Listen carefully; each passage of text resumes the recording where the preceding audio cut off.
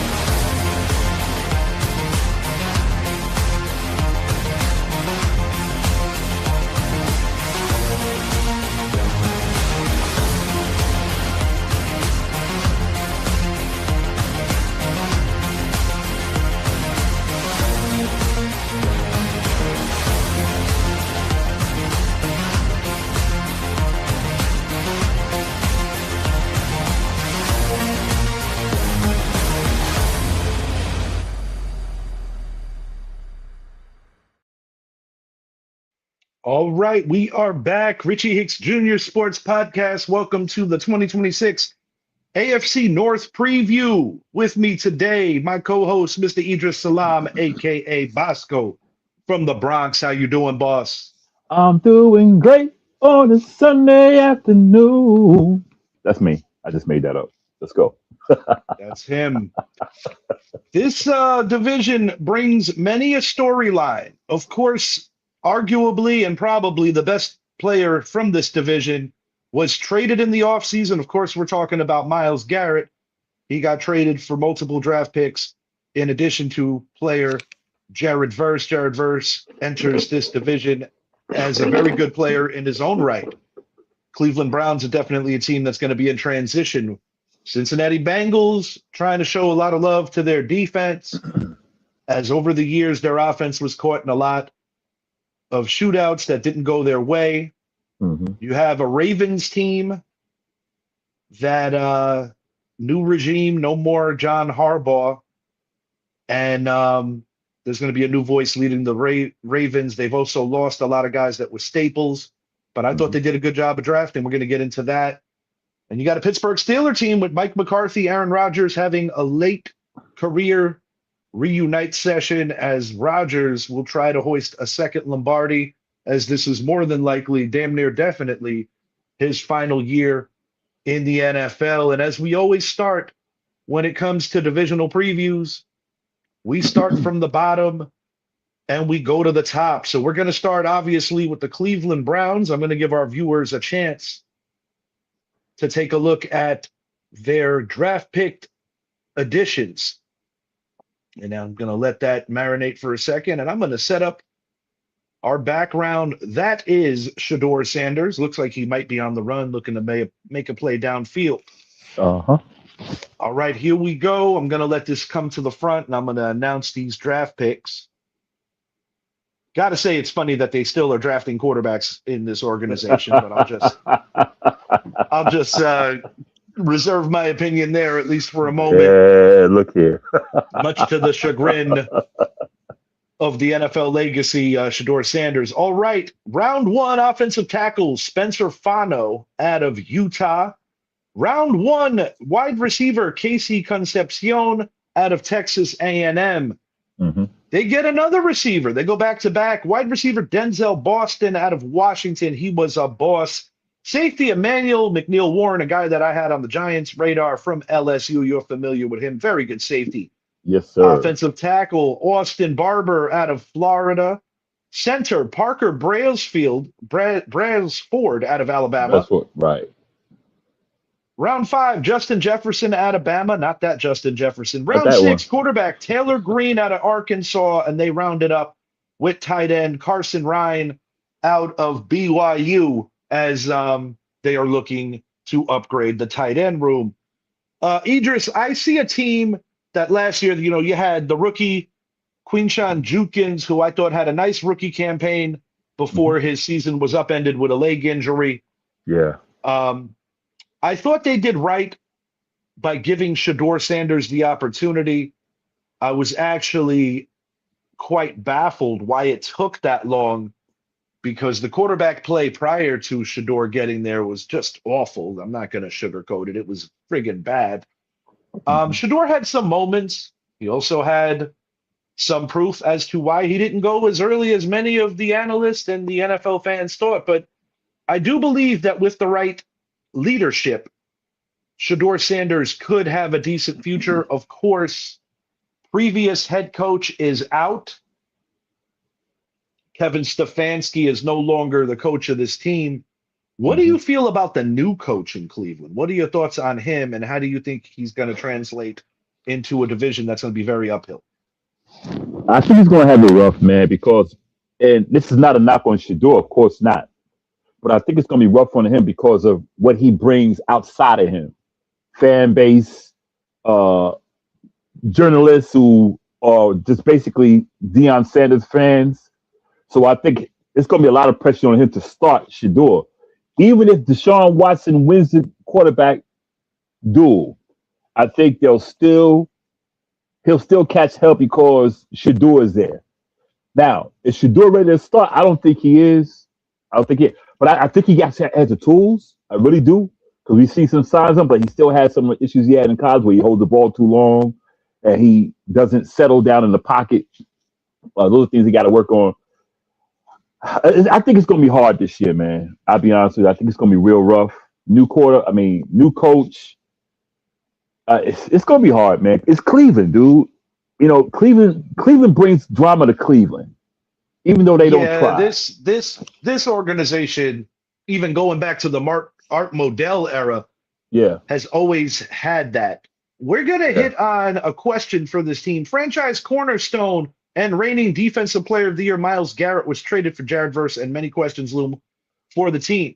From Sanders to Watson, because Watson, unfortunately, is not an easy player to get rid of. No. And I'm going to expand that on here. Big offseason and 2026 question for the Browns, trading Myles Garrett to the Rams for Jared Verse. Can their defense still be a dominant unit? Is Shedeur Sanders the man with a Deshaun Watson contract that makes him hard to get rid of? I think that's the problem, man. It's the contract. Because if he didn't have that contract, I could see them saying, okay, we're going with Shedeur. And we're just going to let him learn. He's going to take his bumps and his bruises. But we're going to put him in there so he can learn this game and be our quarterback. But because Deshaun Watson has that big contract, it's hard. It's hard to sit Deshaun Watson on the bench. It's hard. See, my issue with this, at what point does player performance matter? Because Deshaun Watson, pretty much ever since settling out of court with many a lawsuit, it seems like he has not been able to mentally get back. And then when you consider the injuries, he's a shell of who he was in Houston. It has been identified that this is one of the absolute worst contracts in the history of the NFL. This has like the stench of like Albert Hainsworth on it. That's how bad of a contract this was. Right about that. Say that. Say it again. It's got the stench of the Albert Hainsworth contract. And if it's about winning football games, you got to just take it on the chin and say, you know what? We paid this guy too much money. Similar to when the Giants gave Galladay that stupid contract, but he couldn't find the field. Nah, he couldn't find the ball either. No, he couldn't with the alligator arms. But this is a situation where you're already, distantly behind the rest of the division because the Bengals sport a Super Bowl offense, and you have multiple MVP winners in this division between Rodgers and Jackson, and you have a guy that's not an MVP yet, but could be, but he has played in the Super Bowl in Joe Burrow.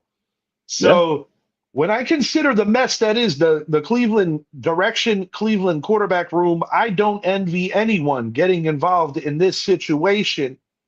Here we're going to post Cleveland's schedule, and we're going to predict an outcome for them. But I think the viewers could already tell that we're not the highest on the Cleveland Browns here at the show, but, still got to play the games, still got to see how it all plays out. And that is the Browns schedule, Idris. That is the Browns schedule. And it's nothing. And let people know it's nothing against Cleveland. We're not Cleveland fans, but we're football fans, so it's nothing against Cleveland. But it's always something going on with these guys. It's always something. It revolves around the quarterback. Always. So No, I'm with you. I yeah. agree completely. I'm looking at the schedule right now. Week 1, a matchup with the Carolina Panthers. I'm going to assume that the darker colored lettering would be a home game. Yeah, that's a home game. Mhm, That could go either way. I'll say that could go either way. mhm. I'll be generous here. I'm going to give Cleveland a sneaky win there. 1-1 after locking horns with the Steelers. Give me 2-1 after the Jets. Ravens, divisional matchup. I don't care. Ravens for the dub. The Titans, Yeah. that's a winnable game. That's a 50-50. I'll give it to the home team. I'll give it to the Titans. We got a Pittsburgh sweep. They're not beating New Orleans. They're not beating Houston. Then they get a bye week. They could beat the Raiders. They could also lose to the Raiders. I'll give them a win against the Raiders. Against the Bengals, they've had a propensity for splitting with them. I'm going to have them lose that game. They'll beat the Falcons. They'll lose to the G-Men. They'll get swept by the Ravens. They'll lose to the Colts. Against the Bengals, last game of the year, if the Bengals don't need the game, it's a win. If the Bengals do need the game, it's a loss.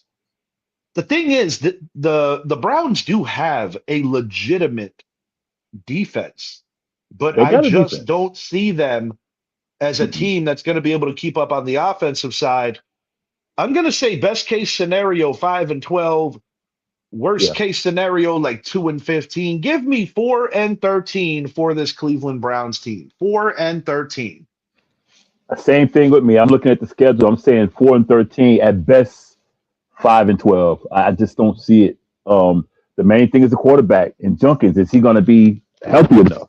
I think the defense will do what they do, but we saw even last year how the defense held it down. But like with any team, look at New England in the Super Bowl.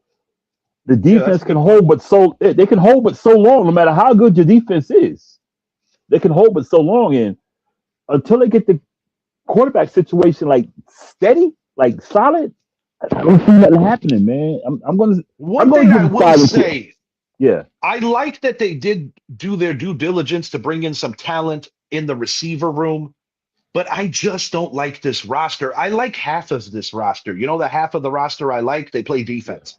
I think they have even without Miles Garrett, I yeah. think they do have a very talented defensive team where occasionally they might be able to knock somebody off. But when I consider how good this division should be, and Hmm. with an improved Bengals roster, the Ravens are coming off an off year, but they're still good. The Steelers, yeah, I, 5 wins if they're lucky, 4 probably. Hey, look, That's where I'm leaving it with these guys. look. I'm looking at Jacksonville, Tampa, Carolina, Pittsburgh, and the Jets, in Baltimore. I'll be honest with you, dude. The only game I see them really the game they should win I see is probably Carolina, man. I don't even think they'll go to New York and beat the Jets. I don't I I just mean, there's gonna be. I think their defense at minimum will keep them in games to a level, but I just don't see their offense being able to sustain. And it's not dude, because they didn't get good skill position guys. I have almost no faith in Deshaun Watson. me I neither. have minimal faith in Shedeur Sanders. Yep. And quite frankly, the last guy that wore a Browns uniform that I had faith in was actually Joe Flacco, and before him, Baker Mayfield. Dude, the first 10 games, I'll be honest with you, man. I see 2-8 at best. Yeah, it's going to be a rocky road for the Cleveland Yeah. Browns. All right, we're going to move it along, keeping it in Ohio. That is Joe Ohio. Burrow. That's Joe Burrow's head blocked. That's okay. All right, we're going to hit on the Cincinnati Bengals. I'm going to let the viewers take a look at their draft class. We'll go take it back to last year, Mr. Salam. Joe Mhm. Flacco is backing up Joe Burrow last year as Burrow was banged up yet again, constantly injured. The offensive line has consistently been middle of the road to bad, and Joe Yeah. Burrow has paid a lot of prices. His Yeah. LSU mate, Jamar Chase, always puts up phenomenal numbers. T. Higgins, one of the better number 2 receivers in the league. Their offense has not been in question. Chase Brown coming off a phenomenal season. They have playmakers on offense galore. But the Yes. question surrounding this team pretty much since they lost the Super Bowl to the Rams is, can they put together 2 things? A defense that could take a little bit of pressure off the offense and an offensive line that could protect your best asset, which is a top 10 quarterback in Joe Burrow, on some people's list, top 5. This here is the draft picks. I'm going to let this roll across the screen, and then I'm going to hit on it. Cincinnati Bengals, they started in round 2 this year. Mm-hmm. Defensive end, Cassius Howell. Why did they start in round 2? Because they gave their first round pick to the New York Football Giants in exchange for Dexter Lawrence. Round 3, a guy who I think very highly of, cornerback Takario Davis out of Washington. Yes, sir. Center Connor Lew out of Auburn. Wide receiver Colby Young out of Georgia. Round 6, offensive tackle Brian Parker II out of the Duke Blue Devils. Tight end Jake Endries out of Texas. All tight ends eat with Joe Burrow. Round 7, a player that I like that I think is going to make something of himself, Landon Robinson, Navy midshipman.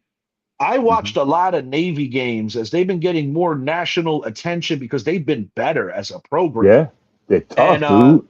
Yes, they are. And Landon Robinson is a very good player, although drafted in round 7, a little bit of undersized. Yeah, I have a feeling he's going to find a way to carve out a role and carve out a respectable NFL career. That's just my opinion. I agree. I think with him, like with any serviceman that come out as a military guy myself, they have a lot of toughness. They got that toughness and that grit. And I think in the NFL, you need those type of players who they're not the best athletes, they're not the fastest, strongest, whatever, but they're going to give it to you every time. Yeah, I tend to agree. I think they've come a long way as a program. They're definitely, in my opinion, the best of the military schools. I know back in the day, Air Force usually was.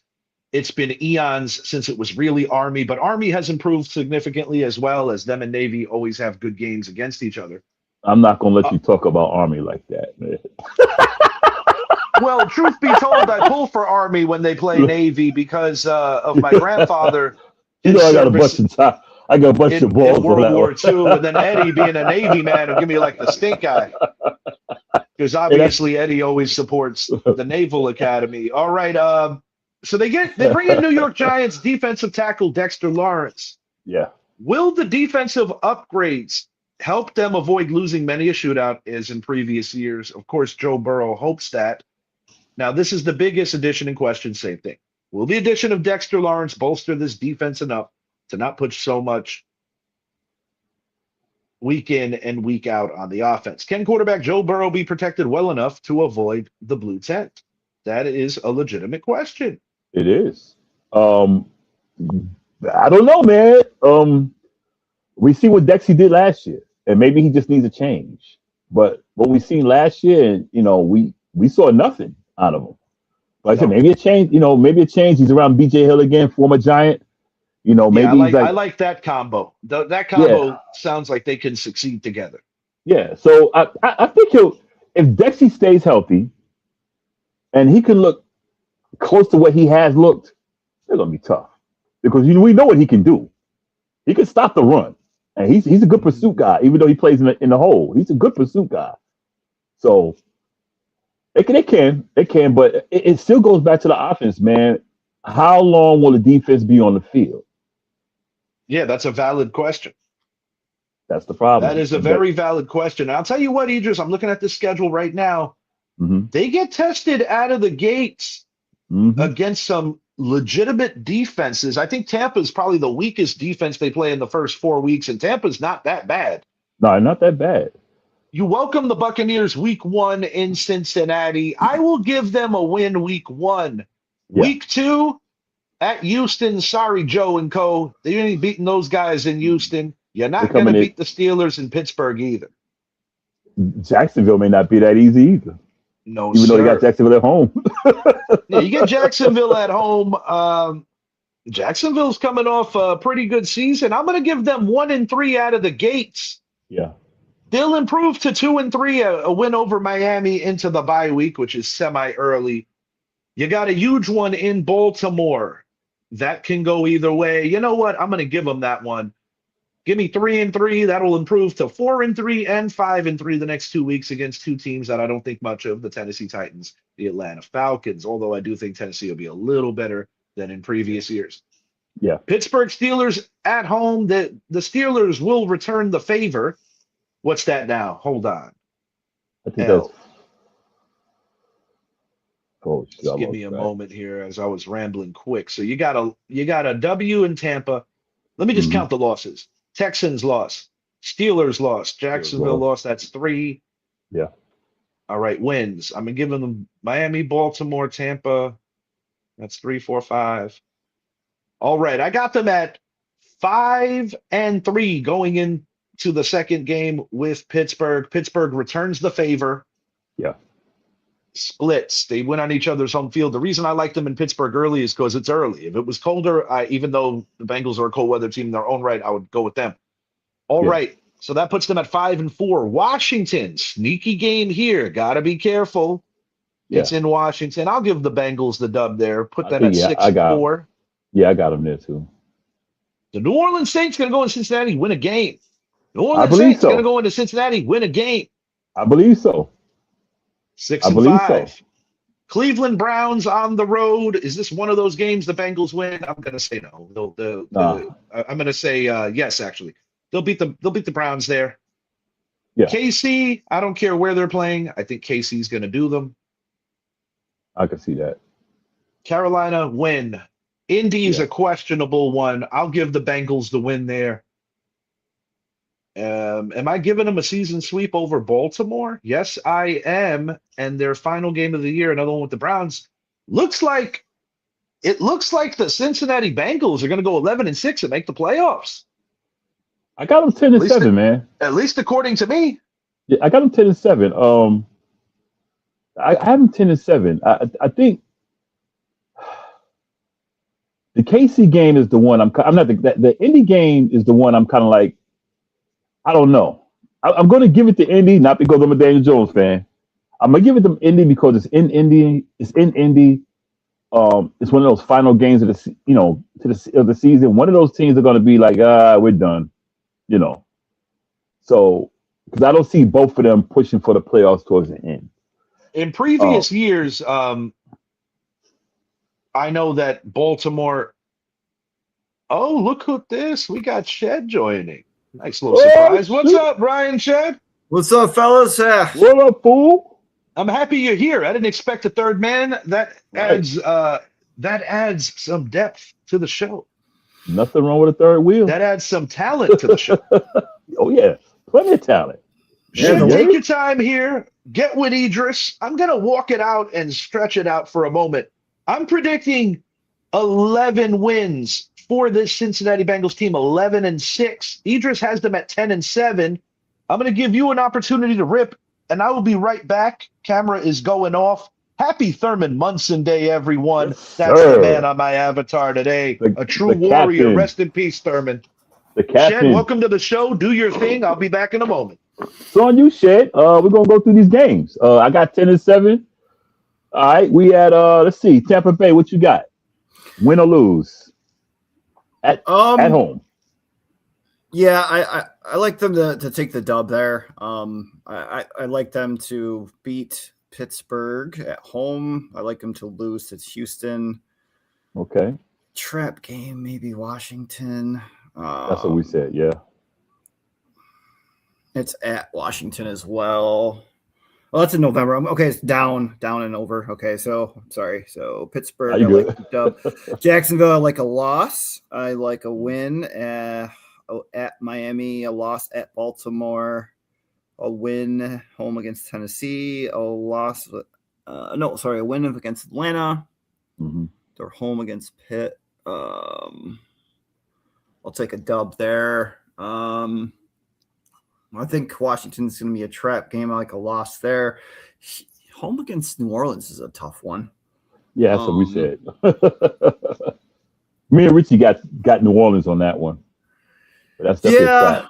And I like them to beat Cleveland. I like them to lose to Kansas City. I like them to beat Carolina.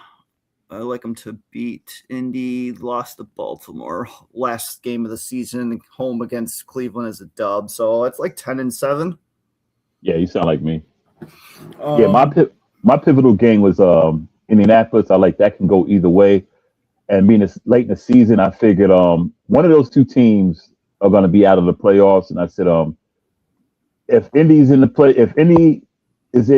the driver's seat for this, I think Indy will win it. But otherwise, if one of the teams is out, I think Cincy, that's my pivotal game. But I got 10-7 also. Well, I mean, I know we make these predictions based on if everybody on their entire roster stays healthy, right? I mean, that's what we're suggesting here. Right. I mean, I think Cincinnati overall has improved. I mean, obviously you're going to be absolutely counting on a fully healthy Joe Burrow. You have one of the best premier wide receivers in the NFL with Jamar Chase and a nice duo with T. Higgins. Right. The tight end room is a little weak. The running back with Chase Brown, he had a little bit of a setback last year, but I would argue that's because Joe Burrow wasn't in there. Right. So, and their defense, they lost Hendrickson. They did improve a little bit, but more of the same. I mean, they're in a tough division. I mean, Baltimore, in my opinion, I mean, I know we're starting from the bottom. Oh, no, you guys probably already did Cleveland then, but I do like them to finish second in the division ahead of Pittsburgh and Cleveland. But yeah, I'll take them at 10-7. Okay. Yeah, I agree with basically what you said. Me and Richie had the same thing. He has them 11-6. I think he has them sweeping. No, he haven't beaten Pittsburgh with a split. But I'm with you on that. I think getting back to Cleveland, we both had Cleveland. He had Cleveland 4-13. I had Cleveland 5-12. Let me see if I pull back the schedule right quick so we can review that. Oh man, I don't know. I mean, Cleveland. I mean, their defense didn't get any better. How's that? I mean, they go Cleveland. Garrett left. Jared Verse isn't a nobody. I mean, he's still definitely formidable for that pass rush and that defensive line. But he's not Myles Garrett by any stretch. Right. And they still don't have any stability at quarterback. I know Shedeur's taking QB1 reps right now. We don't know if he's going to win that job. I mean, I think you have to play Watson if he's competitive enough because you're paying him all that money. I think you got to give him first stab at it, regardless of trying to develop Shedeur. And if he's 2 or 3 games, 4 games in, and Watson still isn't producing, I think you got to go to Shedeur and you let him start the rest of the season and just kind of wipe your hands clean of Watson at that point. He hasn't been healthy in the last 2 years, so I mean. Cleveland. I like Judkins as their running back. They just don't have a lot of weapons, and part of that is they dumped all their money and salary cap into in their mind a stable quarterback room with Watson. Obviously, that has not panned out, and that's been their detriment ever since. I mean, they had Baker Mayfield for a little while there, and they were a playoff team, and I never would have got rid of them, but. No. They had other plans, you know what I mean? So, and they've been biting the bullet ever since. But yeah, if that's the Cleveland schedule, I don't like it at all. You could maybe argue, they could maybe steal one from Pittsburgh, maybe, because it's a division rival. But the Jets is a possible dub there. Tennessee is a possible dub there. Maybe Atlanta. Yeah. Maybe the Giants. The Atlanta game has a little more on it because it's Stefanski, but I got them at what did I say? Best case scenario 5-12. I got them 4-13. Yeah, I think 4-13 is right in the realm of realistic. I mean, we got Oakland in there too, which is a possible dub for them. Even Indy, for that matter, is a possible dub for them. I do think Cleveland's going to play hard. But again, there's just so much uncertainty and they don't have any stability on offense. I like them at 4-13 and to finish last in the division. Yeah. Now, Shed, I stepped away for a minute. Did you get a chance to talk about the Bengals as well? I did. Yes. I like them to go 10-7 and finish second in the division.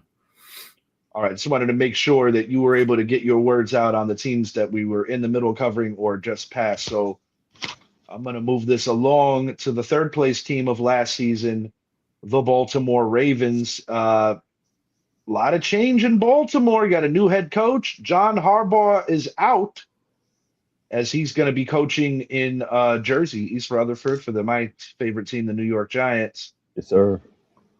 All right, that is Lamar Jackson. I like those purple threads. Nice looking uniform. I like the gold on the numbering there. Yeah. All right. This is a Ravens team that last year lost in heartbreaking fashion. It came down to a field goal. Unbeknownst to many, it was going to be the final time in this division that two legendary coaches went head to head, talking about Harbaugh, talking about Tomlin. Mm-hmm. This is the Baltimore Ravens draft class. They go inside lineman, Penn State. He's a good one. Edge, Zion Young, Missouri. We've got wide receiver Jacoby Lane out of USC, a guy that I think could climb in this receiver room. Elijah Sarrett out of Indiana. I like him as well. Tight end Matthew Hibner, as you had an aging Mark Andrews, and Isaiah Likely's now a Giant. They go to tight end twice. Josh Cuevas out of Alabama. Running back Adam Randall to support starter Derrick Henry. You got the punter Ryan Eckley. Rayshon Benny, I think highly of him. I'm kind of surprised he slipped all the way to round 7. You got Evan Bernstein, spells that name very interestingly, from Northwestern. Shed, anybody on this draft class, Idris as well, that kind of stands out to you as somebody that can be playing alongside the veterans and making instant contributions? Well, I can tell you this one thing. I mean, I think that with Harbaugh exiting and the new coaching regime coming in, their biggest concern, and Lamar has been preaching on it, is protection. And they went out and got protection for him this year. Yeah, yes, they did. That's what they prioritized, and it's evident by their draft picks. So I think that is already a big positive for them. I think that they drafted well, and they obviously have a goal in mind of making sure Lamar, their franchise player, is well protected and happy, and that they're actually addressing it. I mean, we all know the Aaron Rodgers story in Green Bay. All those years, he was like, please help me on offense. And they wouldn't draft defense. They wouldn't draft anybody for him. And eventually they parted ways. And, Aaron Rodgers is a journeyman at this point, but I think what Baltimore's trying to do is the opposite of what happened to Aaron Rodgers all those years in Green Bay. So I think it's a good move. I kind of liken it to a cross sports reference. You got Aaron Judge, who's constantly winning MVPs. This guy in the NFL, Lamar Jackson's always in the MVP race, MVP conversation. You don't want to squander more elite years from Lamar because, they're not going to be there forever. Yeah. I'm not sure if you're typing, but that's coming through on the headphones. Yep, that was me. My bad. Yeah. All good, brother. All good. As Lamar goes, I praised him the last couple of years because I feel that he became a better passer and didn't always have to rely on his legs, which are record-setting legs at the quarterback position.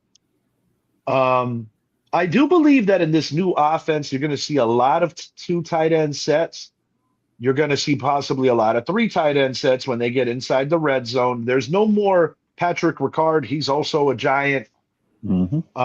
I think one of the questions for this team is, can Derrick Henry continuously be the ageless wonder? Because age has kind of stuck up the middle finger at statistics when it comes to Derrick Henry, as he's still producing at an elite level. He's still proven that he can be an every down guy when he has to be. You could give him the ball north of 20 times a game and he's still running with the same ferocity, and that's huge in this division. Of course, new coaches. Is it going to give Lamar a little more freedom? Is it going to make Lamar more happy with the newer weapons? I like the fact that they went to tight ends and receivers twice each in this draft, particularly Jacoby Lane. This is outside of Zay Flowers, who is good but not great. I think this is a wide receivers room where in year 2, Lane could possibly be the best receiver in that room. I do like Elijah Sarrett for kind of like the underdog Indiana Hoosiers that ended up winning the national title. Indiana's a basketball school. That was quite a shock to the football world, as of course Fernando Mendoza is going to get a shot with the Raiders. This is a very tough division to call. And I'm going to put up the schedule in a moment so we can get a better idea of how this shapes out. But I do think the Baltimore Ravens going into the final few weeks of the season are going to be part of a 3-team race to win this division because, as you guys already know, I'm giving Cincinnati 11 wins and a comeback to the playoffs for quarterback Joe Burrow. I haven't revealed if they're my division winner yet. That's your schedule, boys. Nice graphic. Oh man, yeah. I think I was gonna say Young and oh shoot, and oh god, I forgot his name already. Oh shoot, the receiver Zane. Talking about Zay Flowers? No, that they just drafted. They got Sarek, and they got Jacoby Lane. Lane, that's what I'm about. Lane, yeah. I don't know why I said Zane. Lane, yeah.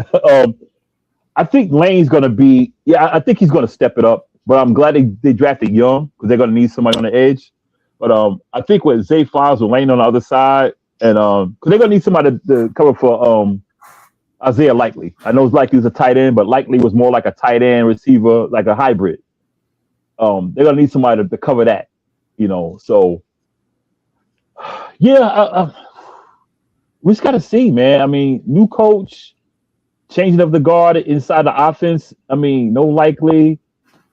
We got the fullback, the punter's gone. We get offensive lineman going from them. New scheme. We'll see. I think they'll stick to running the ball because, King Henry's back there. But I think they'll be more balanced compared to Harbaugh was more like run, then we pass. We'll see. They got a lot of questions. We'll see what they do. But as for schedule, damn, this division is so hard, man. God, man, I'm gonna go 9-8, and I'm going 9-8. Not saying that they're a bad team, just because I think Cincy's going to be better, and we're going to get to Pittsburgh like next. So for now, I'm gonna go 9-8, maybe 10-7, based depending on what happens, But I'm gonna go 9-7, 10-7 as a max ceiling. The thing that stands out to me about the schedule is, you got that first away game at Indy, and then they have that huge homestand, home against Tennessee, home against Cincinnati, home against the Chargers, home. They have a bye week. I'm sorry. Then Cleveland, then New Orleans, then they have two big games away right after that. Right.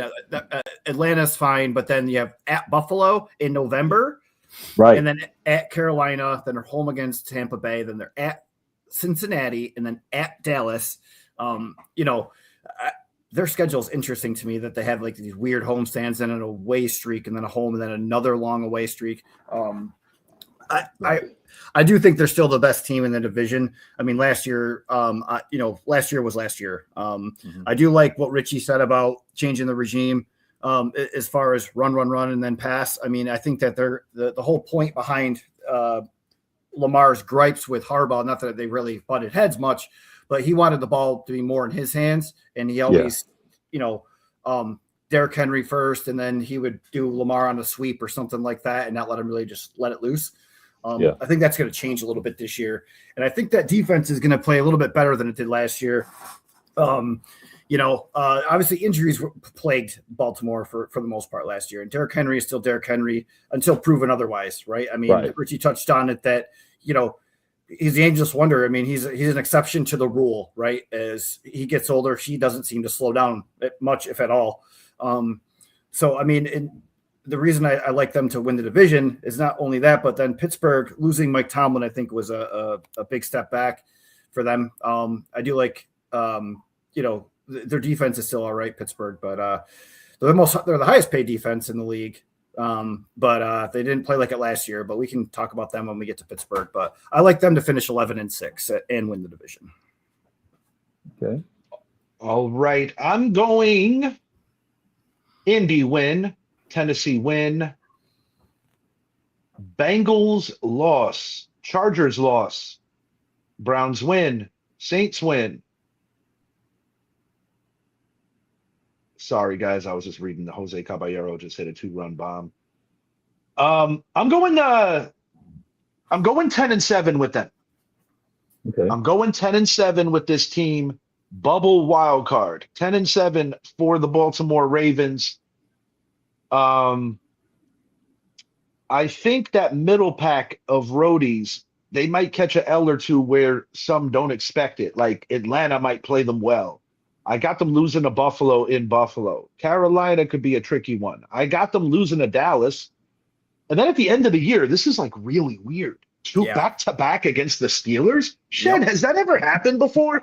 Dude, I've never seen that. Not like that. I've seen them like skip a game. Like, you know. Yeah. Yeah, like if something was in the middle. between. Yeah, if Tennessee was in the middle, maybe, but not back-to-back like that. That's wild. Weird. The NFL's really pushing that rivalry because it is by many considered the best rivalry in today's game.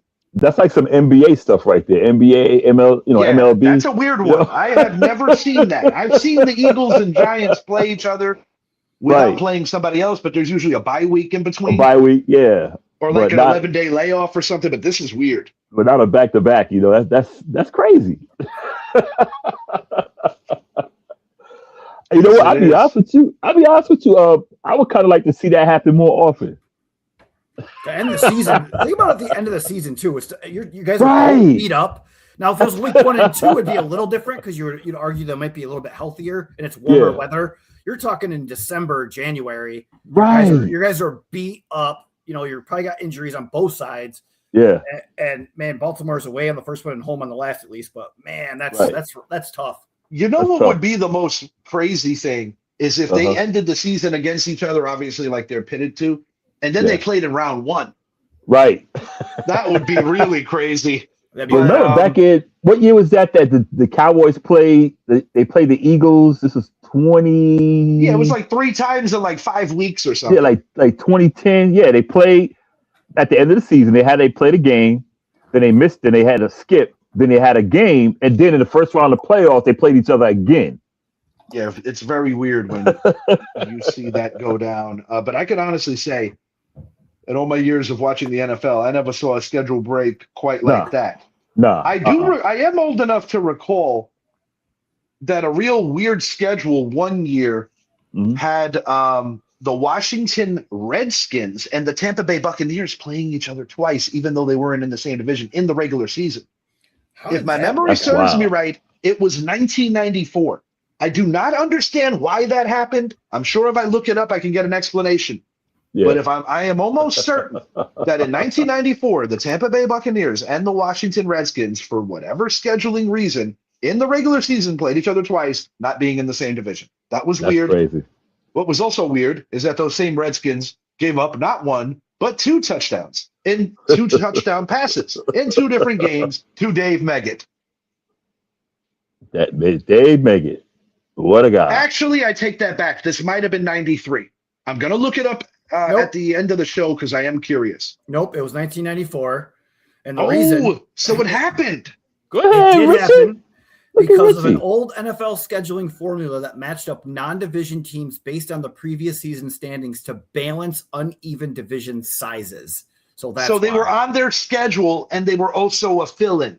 Yes, correct. Dude, I don't think that's ever happened before or I don't remember it.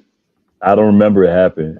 That was, you know how I remember? That was Dave Brown's first year as the quarterback of the New York Giants. Lord have mercy. Not that name again. Yeah, you dropped that earlier at one of our other shows, and I appreciate the name drop. Love me some Dave Brown. Yeah, you love seeing him fail, probably. That guy was a clown. Hey, I'm logging out. I'm leaving the show forever. God, Dave Brown is like saying, hey, the devil's at your door. You gonna let him in?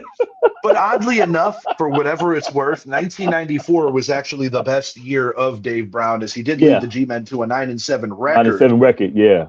And he did defeat the Cowboys in Week 17, a Cowboys team that was playing for the number 1 seed. Yep. But only to fall short because of the infamous Sterling Sharp game, where Sterling Sharp had the career-altering injury in Tampa. Yep.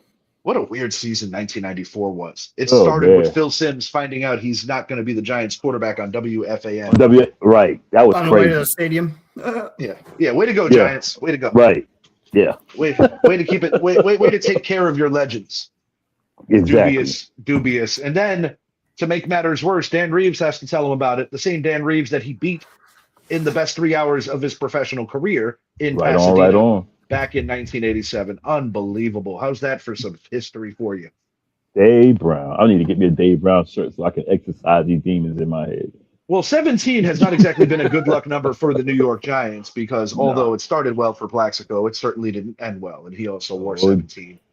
Wandell Robinson wore 17. A mixed bag there as well. Yep. All right. It's just flowing. It's just flowing. Dave Brown. All right. So final prediction for these Baltimore Ravens. I've got 10-7. Shed, you said 11-6? Correct. Idris, you said 9-8. Yeah. I'm gonna go 9-8. I want to go 10. I'm gonna go 9-8. Yeah. Final question with regard to this. Shed, do they win the division? Yes, sir. Yep. I picked them to win the division. Yep. At 10-7, I would obviously not have them winning the division. I will reveal at the end of the show if they're good enough to make the playoffs because we got to cover one more team. I got the Bengals right now, at least until I talk about the Steelers, looking like the division champions.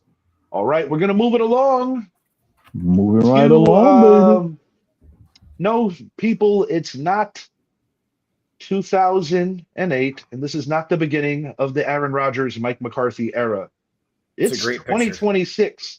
But that is a good picture. That was week one in that shootout last year against the New York Jets. God, the Jets are so bad. They let this guy come in there and do that to them after he did nothing for them. And you had these idiots thinking that he was going to deliver a Super Bowl. You perennial losers. The Jets being the Jets, man. Yes, sir. The Jets being the Jets. All right. That is Aaron Rodgers.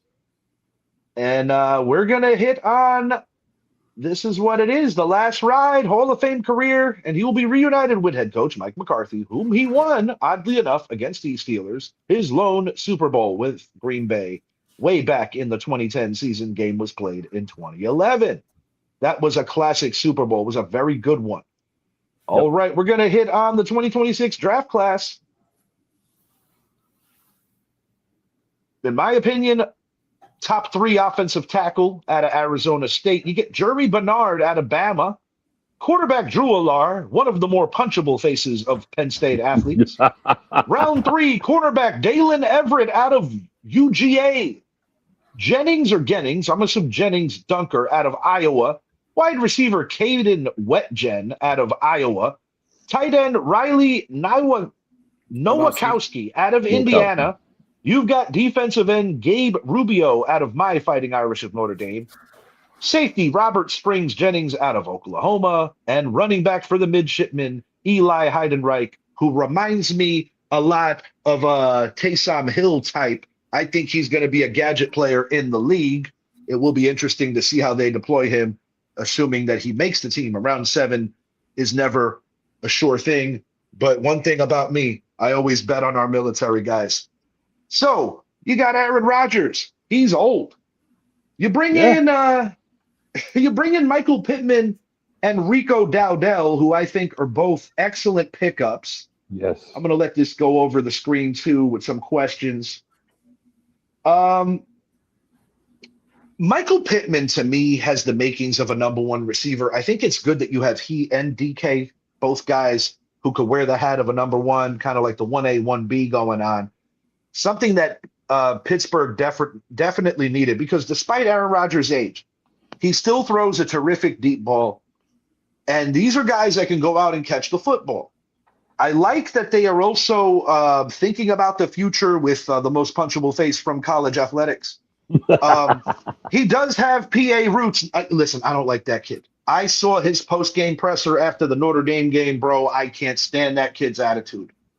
But he's a good quarterback. I'll give him that. Or he's one that could be.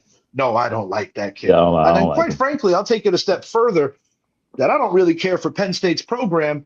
And a lot of what I believe to be good stuff, ultimately with the Sandusky ridiculous scandal, it made me look at the late Joe Pa a lot differently too, and something that was definitely disappointed in, because when he was alive, he was one of my favorite college football coaches behind only Lou Holtz. I also was a big fan of Bobby Bowden out of FSU. Although I hated the Seminoles, I had a lot of admiration for that man, and I'm not going to front. Even though he was for the enemies, I did appreciate the flair of Jimmy Johnson. Me too. But this is a team here that this is it. Like, to Shed's point, he made a good one. They have an overpriced defense, star-studded if you're talking about name value, but are they going to perform at that level? I'm going to say possibly, but it depends on health. TJ Watt, is he going to be healthy this year? Is he going to be able to play a full 17 games or at least 16? Running back Rico Dowdell, he joins Jalen Warren in the backfield. I like that pickup. I think Rico is going to be the main dog when they start getting to competing with each other. I think personally, this is the best offense in terms of fluidity, in terms of versatility that Aaron Rodgers has had probably since the tail end of Green Bay when Devontae Adams was playing at an all-world level, and they just had a lot of good things cooking on that team.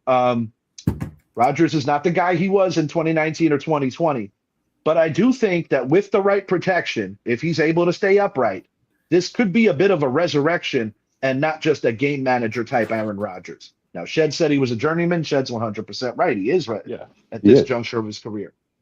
But I do think that every old dog still has some greatness that they could sprinkle during the course of a regular season. And I have a feeling that Aaron Rodgers is going to have a few of those games this year where he reminds people why he's a first ballot Hall of Famer, why he reminds people that he was drawing comparisons to any and all great quarterbacks from a talent-based standpoint. Now, darkness retreats and all. One thing that I do like about what he did, I'm all about family, guys. And he made amends with his family, and he's talking to his family, which leads me to believe that he's probably in a better mind state than he's ever been in his professional career. The Mike McCarthy connection, I'm not going to take it and run with it. It was a different time. McCarthy took over a program in Green Bay that was kind of set up for him nicely. Rodgers took over a program in Green Bay that was kind of set up nicely for him. I don't have anything against Mike McCarthy. I think he's a quality human being, and he's a Pittsburgh guy, which this is a great opportunity for him. But I don't think Mike is as good as some do believe. And I think a lot of the success going back to that era, I'm going to throw a name at you, Dom Capers.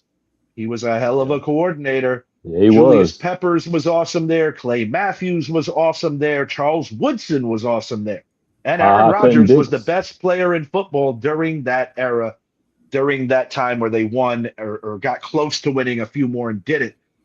We're going to look at the schedule before I get into it. Guys, have at this team, talk about it, and I'm going to post their schedule. I'm different on that. I think with him and McCarthy getting back together, I think McCarthy has something to prove. He got canned in Green Bay, he got canned in Dallas. Even though I think he did pretty good in Dallas, just a playoff thing. I think of Rodgers. No, this is his last. This is it. This is it for Rodgers. It certainly is. And I think with both of them, man, I think this is it for both of them. I think if McCarthy stinks up the joint in Pittsburgh, I think this is it for him. He has to go down and being a coordinator, or he go to college or whatever. So I think they'll have. I think with Dowdell back there, the addition of Dowdell and oh shit, I forgot his name that fast. You're talking about Michael Pittman on the receiving side? Yeah. With Pittman on the edge, out there on the flank, I think Dowdell is what he needs. I think Rico Dowdell is what he needs. And I think with that defense, it's not great like past Pittsburgh defenses, but to be honest with you, that Pittsburgh defense he has now is probably the best defense he's had.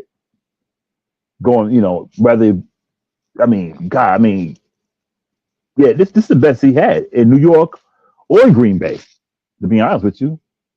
You got TJ Watt. There's something that stands out to me. I don't mean to interrupt you. Yeah. And continue your thought, but if I'm playing the Broncos and Texans in consecutive weeks on the road, and then a team that has always had Pittsburgh's number, Jacksonville, comes into Pittsburgh, Yeah, those three front sevens, I would be terrified at his age playing the for sure. quarterback position. For Continue, sure. Andrews. For sure. And that's why I think it's good that he has Dotto back there and he has Pittman on the edge and he still has DK over there. DK ain't the guy he was in Seattle, but he can still catch and he can still run routes. So I think they'll be okay. McCarthy's smart. You know, see what you want. The guy, he's smart. You know, he's a smart guy.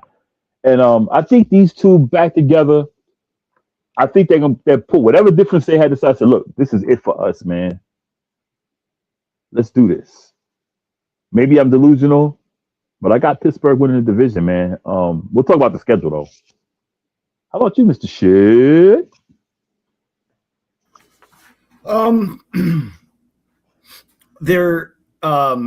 My concern with the pickup of Dowdle is, in my opinion, he's a little bit very similar to Jaylen Warren. They don't really have that power back. Jaylen Warren's kind of a slice and dicer, very similar to Rico Dowdle. So, I mean, Pittsburgh traditionally has always had that ground and pound like Jerome Bettis and what's the fast guy? Willie Parker. They've always had a sort of a tandem like that, the ground and pound and all that. And those two guys are very similar in their skill set. So, I mean, it's good for Aaron Rodgers because I think he's lost his mobility a little bit. So being able to dunk the ball to Dowdle and then bringing Warren to help with that too, to give him a little bit of a break. The Michael Pittman pickup was essential for DK Metcalf because he was always being doubled. I do think that what Richie said is 1A, 1B. That's very accurate. I would argue that Pittman's probably the 1A in that outfit just because he's younger and he's got better hands, in my opinion. I mean, DK is still a great player. He's tall. He's big, but he does drop some balls. I mean, to be fair. And on the defense, again, I mentioned it in the Baltimore evaluation that, they have the highest paid defense in the NFL. And I think, with Cam Hayward in the middle, he's disgruntled. He's a year older. They did actually pay him, but did they overpay him, especially due to his age? Probably. TJ Watt, he's one of the best when he's healthy. He's that good. Alex Highsmith, Joey Porter Jr. on the back end, but Porter, I mean, he makes that really good play, and then all of a sudden you'll see him get burnt. And that was coming out of college, that was a thing. He takes a lot of chances. Yeah, and that happened a lot last year. Now, does that mean especially with McCarthy coming in, he might change his tune a little bit to actually just not be so aggressive and just play his man? Maybe. They do have definitely the best fantasy football kicker in the NFL with Chris Boswell because Pittsburgh actually still kicks field goals instead of going for 2 all the time. That's the real Boz. Yeah. Not that clown who got ran over by Bo Jackson. Oh, yeah, that guy used to play for Green Bay, right? He had some cool earrings. Seattle? He played Seattle? Yeah. But Kingdom. I don't think that they're going to improve. I mean, I know they've made some improvements, but again, I don't think that they made enough, especially with Baltimore being healthy. Again, we're making these predictions based on everybody's health and all that fun stuff. I like them to finish 8 and 9. Ooh. Damn, son. You guys are going to laugh at me, and I might be drinking way too much of the Kool-Aid, but I have a weird feeling Aaron Rodgers is going to dig deep this year. Me too. I've got a 12-5 finish, and I'm going to tell you where 3 of their losses occur. You see that tough little stretch here where you got the Bengals, the Eagles, the Broncos, the Texans. Yeah. I've got them only going 1-3 during that period, and oddly enough, the win's going to be against Philadelphia. The reason why I've got the Pittsburgh Steelers winning this, and we got some clarity here, that was a misprint on the previous schedule as the Ravens and Steelers are spaced out by a month with their 2 meetings. Mm-hmm. I got Pittsburgh going into Baltimore, winning that first one. Now, remember, boys, I said the Ravens schedule, the Ravens record rather, was going to be 10-7, whereas the Bengals were going to be 11-6. Give me the Pittsburgh Steelers against the Baltimore Ravens. Week 18. Sounds so familiar. And it's going to come down to a game-winning field goal by the Baltimore Ravens. Okay. And I'm calling wide left. And for the second consecutive year, the Pittsburgh Steelers not only eliminate the Baltimore Ravens, but they win the division again for a second consecutive year with Baltimore's help, as the Bengals would be rooting for the Ravens here. Bengals are going to have to settle for a wild card. Pittsburgh gets a home game. I'm going 11-6. Look at this schedule on the back end from week 10 on. Right after their bye week. Bengals, Eagles, Broncos, Texans, Jags, Ravens, Panthers. Like that's a brutal. I completely agree with you. Going into the second Cincinnati game, and this is the weird caveat, bro. I've got them winning one on each other's home field. But going into that second Cincinnati game, I got the Steelers at 7-2. So they're already over halfway to my prediction. I got them running into some static with the Bengals, Eagles, Broncos, and Texans. But I think they're going to hold themselves up well enough to finish the year on a winning streak. I hold your sentiments, man. I'm 11-7 with that. 11-6. 11-6, 12-5. Yeah. Shed has 8-9. With the division. Aaron Rodgers is going to be back in the postseason for one last time. He's going to get a home game too. Will it be the same conclusion as last season? Time will reveal that. I've got the Pittsburgh Steelers as my AFC North divisional champions at 12-5, which might be a little bit of a reach, but I'm reaching today. Give me the Cincinnati Bengals with 11-6, second place. Give me the Baltimore Ravens with a respectable 10-7 record, but missing the playoffs on a tiebreaker. And I've got the Cleveland Browns finishing at 4-13, far away from anybody else that's talking about competing. 11-6 for Pittsburgh, 10-7 Cincinnati, 9-8 for Baltimore. Even though I think Baltimore and Cincy could flip, but I got Cleveland at max 5-12, but I'm gonna go 4-13. Now the 12-5 record. Sorry to interrupt you, Shed. My apologies. The 12-5 record for the Pittsburgh Steelers, in my book, is good enough for the 3 seed in the AFC. But let's see who they're going to play, because I'm just going to say it right now. If it's the Bengals are going to go into Pittsburgh and end Aaron Rodgers' career. Oh shoot! Damn. Yeah, I think the Bengals. You remember with no fans when Baker and Co. slapped them around? Yeah. I've got a similar outcome with another divisional team bringing them down, because I think the Bengals are better than the Steelers. I mean, hell, the Ravens might be better. That doesn't mean they're going to win. You know the one thing that worries me about the Ravens, now granted, this is a different regime. Yeah. They have the most blown fourth quarter leads over the last 2 years. Now, does that worry me that Harbaugh is coaching our team? A little, I'm not going to lie. But, I take the good with the bad and I tell the truth. And just because he's coaching my team, I'm not going to just ignore that little stat. That stat matters. Yeah. Yeah. Yeah.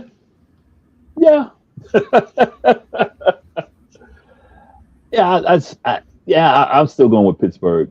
Pittsburgh, Cincinnati, Baltimore. Baltimore and Cincinnati might flip, but Cleveland, they ain't got a chance. I'm just going to keep it. They don't have a chance. Shed, my bad for interrupting you. Take us home on this. Oh no, I was just going to do my recap. I have the Baltimore Ravens winning the division at 11-6. I have the Cincinnati Bengals coming in second place in the division at 10-7. I have the Pittsburgh Steelers finishing third at 8-9, and the Cleveland Browns finishing at 4-13. And the cellar, where they're probably going to be for years to come, unless they do something about, everything in that franchise, unfortunately. But I don't wish ill will on the Dog Pound. I think they're a great historic franchise. They made some bad decisions historically, and I hope that they can finally turn it around here soon. Those poor fans, you know what I mean? They're sticking. They're like better. Jets fans. They're like Jets fans. I mean, I feel sorry for them. You know what I mean? They're like Jet fans with a little more to be proud of. Yeah. At least the Browns could say, once upon a time we ruled the NFL, but it's way back when NFL megastar turned Hollywood star, the late Jim Brown. And where did Jim Brown go to? Yes, sir. The Cuse. Now, correct me if I'm wrong, sir. Didn't his heir apparent Ernie Davis also go to the Cuse? Oh, Ernie Davis. he sure did. Yep. Leroy Kelly. Right after that. Yep. Larry Zonka. Larry Zonka. Yeah, keep going. Former Miami legend. I wish the Giants would have had Zonka when he wasn't on his last leg. That is another Cuse legend. Yes, sir. Yeah, you got Dominic McNabb, another Cuse legend. Marvin Harrison Jr. Marvin Harrison Jr. Yep, Dwight Freeman. Yeah, it's a bunch of them. Who is your all-time favorite Syracuse football player, Shed, that you actually got to see? Marvin Harrison. That's a good pick. Yeah, and I would say Marvin Harrison. Yeah, it is wild how him and Freeney both ended up in Indy being Cuse guys. And yeah. that's to like disprove to a lot of people that Syracuse is just a basketball school, because at different junctures, at different eras of collegiate bleeding into NFL history, Syracuse has contributed to a lot of great NFL talent. And you know something, Richie? Syracuse could have contributed a lot more, but a lot of guys that graduate from Syracuse, they go into other careers, man. Well, that's the other part. Yeah. Like I like to say when broadcasting, yeah, they go straight to broadcasting, a lot of them. That's the other thing that I like to say about certain schools, and it sounds kind of redundant, but stupid people don't go to Syracuse. Exactly. Damn good school. Yeah. Damn good school. I think Mike Tirico went to Syracuse too, I believe. Mike Tirico, Bob Cutlass. Yeah. No, I'm not a Cuse fan, but I'm a Cuse sympathizer. I think that's the best way to put it. Notre Dame is my squad, but I don't go out of my way to root against Syracuse. If they're on, I usually pull for Syracuse, unless it's a rare time where they're playing the Irish, which is few and far between. Yeah, I'm an LSU football fan, but if LSU and Syracuse play, I guess I'm more of a Cuse fan, because if they play head-to-head, I'm probably going for Cuse. It happens so rarely. Yeah, but I mean, if they did, I'm going for Cuse. So I guess I'm more of a Cuse fan. Yeah, I remember you saying earlier this year, well, maybe it was 2025, late 2025. You were saying, I'm done with LSU. I'm a Syracuse fan. So I'm going to call you out on that. You're a Syracuse fan now, buddy. We already got you colors, baby. Mr. Shed, you know what they call that? The Brian Kelly effect. He makes a lot of people want to quit on the program. He bleeds orange. That's all I'm saying. You know, funny thing, Shed, I got a Syracuse sweatshirt. I got a Syracuse flag. Gretzky's got a nice Carmelo Anthony jersey from the Cuse as well. Oh, yeah? Now, basketball, I'm town. Syracuse all day. Basketball, I'm Syracuse all day. I'm going to Disco Dan's on Wednesday, Richie. Oh, shit. Oh, that's what's up. That's what's up. Brett's in town. He's visiting his dad and all that, and I'll be. Did he already head out? Oh yeah, he's in Washington D.C. today. He should be arriving, late tonight. Up here. The plan is to head over there around like 6:30, 7 o'clock ish. That's awesome. Wednesday. So who's he coming with? I know he's bringing the wife and the whole crew. I believe so. Yes. Very good. Very good. Happy for Brett. By the way, everyone, today, contributor to the show, the easily one of the more funny guys on the show, and I'm going to give Brett some props here in front of everybody. Nobody, and I mean nobody on this panel, takes more shit than Brett. And you ain't lying. I'm going to be honest with you. You take it like a champ. You are one of my all-time best friends in this thing we call life, and I wish you the absolute best, you old bastard, on your birthday. Love you, buddy. My first rival on the internet, Brett. Oh, Brett. My first rival. Oh, man. My first rival. He's a good shit, man. I grew up with the kid. He's a great human being. I wouldn't be the man I am today, not having a friend like Brett growing up. I think we feed off each other really well. I think we he'd probably say the same thing. He wouldn't be who he is without me today. I mean, we were that close growing up. I mean, my mom called him son number 3 because he was out of the house. My mom calls him that too. So it's like, Brett's a good shit, man. I am so happy and proud to be his friend, and forever grateful for that. One thing about Brett that go ahead, Idris. I'm on my call. You go ahead. Yeah, meeting Brett the 2 or 3 times I met him, I like, this is my dude right here. I'll tell you about Brett, man, on some honesty. Some of the biggest life moments with me here in Florida involved him, whether by choice or whether by chance. But I became friends with Shed because of Brett's wedding, bringing a lot of people together. Yeah. One of the hardest days of my life was actually quite tolerable because when I lost my father, the first person I went out and saw was Brett. Yeah. Brett had to cover Splitsville for like 3 or 4 hours. Yeah. They already knew what was going down. I basically had a free bar. Brett took care of me that day, just like brothers do. And, Brett was very close with my father as well. And to Shed's point, now, granted, I met Brett later in life, but I will go as far as saying I think the association, the friendship, the brotherhood that I share with Brett also made me a better man as well. I'm a much better person than I was 20 years ago. That's not even up for debate. Yeah. And we love you, bro. Real talk. All bullshit and all ball breaking aside, we're going to give you a day off on that. We love you, Brett. Yeah. When I first met Brett, when I came down there last year, after all the times I came down, I never got a chance to meet him. And I met him. Oh, man. The first time I met him, I couldn't stay. I was like, yo, what's up, Brett? Gave him a hug. I was sweating like crazy because now that's when I was supposed to go through the cancer thing. At that shot had me sweating like a runaway slave. I said, yo, man, I'm sorry, man. I was sweating. He said, don't worry about it, man. Gave him a hug. I like, damn, this dude. I said, Brett ain't the skinny looking wimp I see on the damn screen. I said, Brett, like, he got a little buff to him. When I came down there seeing, we talking shit. He fed me so good. I was like, golly, and I met him. Brett's my dude, man.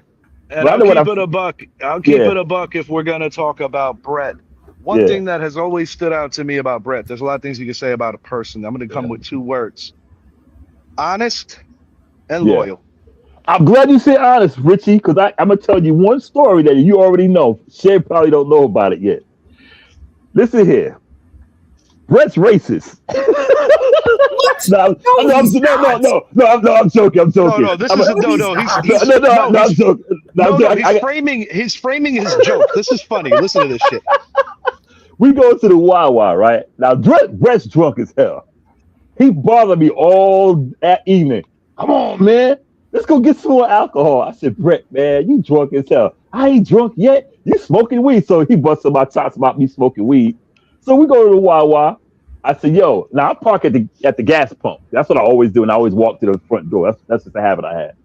So I go in there. I say, yo, Brett, I got my stuff. I go out to the car. I said, I'll be out in the car. All right. He said, all right, man, I'll see you in a minute. I said, best. So I'm sitting in the car chilling. I see him come out the door. He makes a left to another car. And I'm honking. He walks to another car. And he over there with the dude. I said, yo, Brett, I'm right here. What you doing, man? He said, oh, man, I thought that was you. I said, yeah, we all look alike. I said, get your ass over here and get in the car. Dude, he literally walked up to the dude's car and opened the door. Dude looked like, what the hell you doing? I said, Brett, get your ass over here. I said, we all don't look alike, man. He said, man, I'm one other thing. That's classic Brett, Idris. That's classic. That is vintage Brett. Honest, loyal, and for the last one, oblivious. Dude, that night had me screaming. I said, Brett. I said, you racist. Well, let's just be real. Instead of saying oblivious, Brett would prefer if I just use the word that he uses on himself, Polish. Yeah. Yeah, sure. Brett, real talk though, you're our boy. You're our boy, Brett. We love you. You're a brother to me. You're a brother to all of us, and that's a fact. That's my dude, man. That's my dude. That's my rival when I first came on the show. That's my dude, man.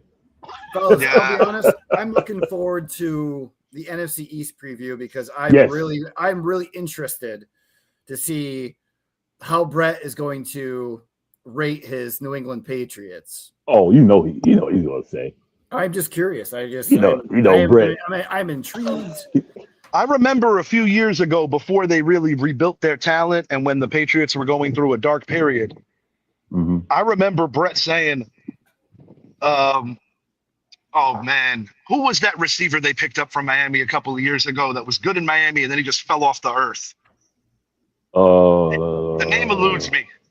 Yeah, but I basically challenged Brett to give me another offensive weapon that I had to be afraid of. And Brett stuttered and stumbled and slurred. And I was like, yeah, it's going to be a long season, bitch. But no, I did tell him I did tell him in the chat last year. I said, Devontae Parker. Is that right? Devontae Parker. Yes, yeah, that's right. That is correct. I told him, I said, Brett, y'all going to the Super Bowl? Oh no, I said, nah, dude, y'all going to the Super Bowl. I said, well, y'all might get your ass whooped, but y'all going to the Super Bowl.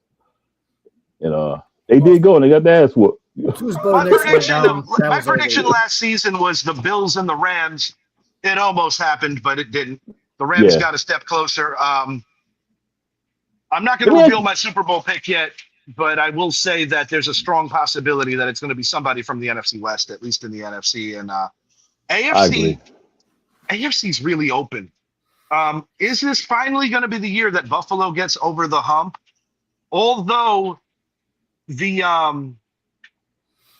New England Patriots are coming off a conference championship season, it is so very hard to go to a Super Bowl in consecutive years, especially when you're on the losing side of it. I think Patriots are a playoff team, but I don't quite think they're going to get there. On paper, I think the two best teams are Houston as well as Denver. But the best quarterback is Josh Allen, and it is a quarterback-driven league. So the question is, does Buffalo have enough on the opposite side of the ball to supplement what they're going to do on offense? Because I'll be honest, the DJ Moore pickup for Josh Allen, I think, is going to be even more productive than the one that he had with Steph Diggs, and that was a pretty good marriage. So, AFC East preview will be coming up in the next couple of weeks, possibly next Sunday, but definitely next week. We're going to be unveiling the NFC North. A friend of the show, John Olsen, I had reached out to him. He's our fantasy commissioner. I told him to come on if he's able to. He's currently in Wisconsin. Everybody's going home. Yeah. He's in Wisconsin. Brett's on his way back home, upstate New York. If you haven't already, please make it a point. Like and subscribe to the channel, the Richie Hicks Jr. Sports Podcast on YouTube. Quick MLB tidbit. Freddie Peralta, the short-lived ace of the New York Mets, is packed and ready to go to Tampa. The Tampa Bay Rays bolster their pitching staff in lieu of the Shane McClanahan injury. New York Yankees are on the clock. What are you going to do to counter? I have some ideas, but I will speak on that in shorts. Also, check out Big Bosco Productions. You can find that on bandcamp.com. This guy right here, Idris Salam, and his musical endeavors. Check out bandcamp.com. Big Bosco Productions. The real Bosco Productions. Casual Convo every Monday and Wednesday, 8 to 10 p.m. Oh, hell yeah. Austin Wells paying homage to Thurman Munson. Love that. I'm going to read that in a moment. Anything else? Check out The Basement Show with Johnny Nast, good friend of ours. Any closing words, gentlemen? Let's go football season, man. We are almost there. I second that. Chris Berman's prediction from since the 90s. The Bills-Niners Super Bowl. That'd be nice. No. It would be cool if we ever actually did get that. Yeah. Lord knows we didn't get the Chiefs and Niners the one time that we actually did want it. Yeah. True. When it was Montana and Young. Yeah. Oh, yeah. And if Favre would have stayed with the Jets, we could have got Jets and Packers. That would have been possibly the highest rated because of the Rodgers and Favre saga. We got cheated out of that one, too, because Brett Favre had a man crush on Brad Childress. That's a mate from the past, Brad Childress. Shed, thanks for coming in. You definitely added some energy to the show and some extra perspective, so always appreciate that. He's Ryan Shed. He's Idris Salam. I am Richie. Final thought of the day, and it's going to be the final thought until, again, they play. Knicks in 5. We out. All day. Big Nick energy, we ain't playing nice. Kings of New York, ain't no rolling dice. Flexing on these bitches, we the real deal. Ain't no stopping us, this is how we feel. The Bronx, Manhattan, Brooklyn, the island of Queens, we ballin' hard. Fulfilling all our dreams, thugging through the hustle. Got that grit and grind in this Big Nick energy, we forever shine. So let them know we rockin'. From the garden to the booth, Knicks in the building, bringing straight up truth. With our heads held high, watch us rise and transcend. Big Nick energy, this is just the begin. Big Nick energy, we ain't playing nice.